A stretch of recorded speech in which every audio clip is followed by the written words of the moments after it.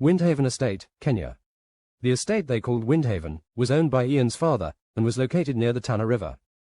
It was named for the monsoon winds that made it bearable at that time of year.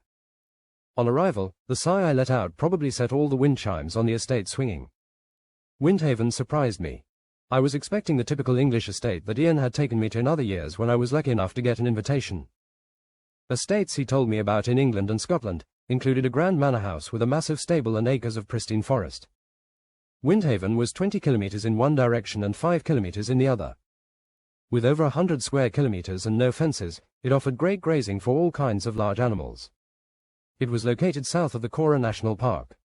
The best part of the nights while at Windhaven were the campfires where Sir Malcolm recanted his amazing tales. I'm absolutely sure they weren't tall tales even though they had elements that were hard to imagine. Although he didn't drink during the day, he would deposit one bottle of Gordon's dry gin in the bin and crack open a fresh one between tales. To be fair, he did pass the bottle around and others poured from it into their own glasses before he took the rest for himself.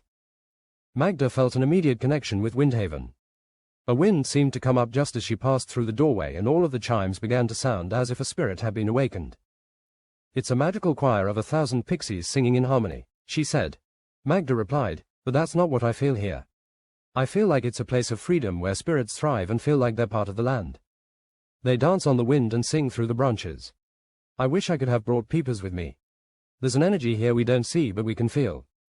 After dinner we journeyed to the Windhaven camp, which was about a kilometer away along a well-groomed road which, of course, had wind chimes dangling from all of the best trees along the way.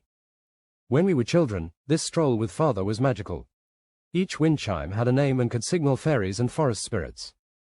My sisters would dress like fairies in long white gowns with wreaths of olive branches in their hair. Our nanny even made them each wands to enhance their personae. Each sister was a very specific fairy with a name, history, appearance and of course, a magical skill. Ian told us. Magda and I strolled back along that path to the manor house enjoying the night sky and smelling the scents on the wind as they blew past. There could be no better name for this place than Windhaven, Magda noted. It seems so alive to me. I don't know why it speaks to me so loudly. I've never experienced such a place before. Perhaps this is the cradle of civilization. The Rift Valley isn't far.